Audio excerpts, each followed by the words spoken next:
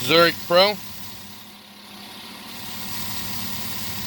The engine on this Chevy Suburban is having a little bit of a rough idle. As you guys saw, number 6 was misfiring. If you look at the engine, you can see that it shakes. It's not a steady idle.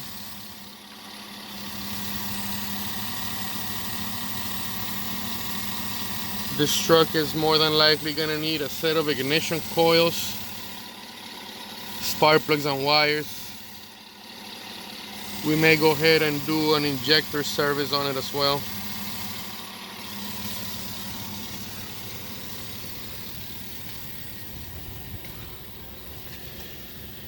'09 model. No check engine light, but for sure you can feel a slight misfire. All right.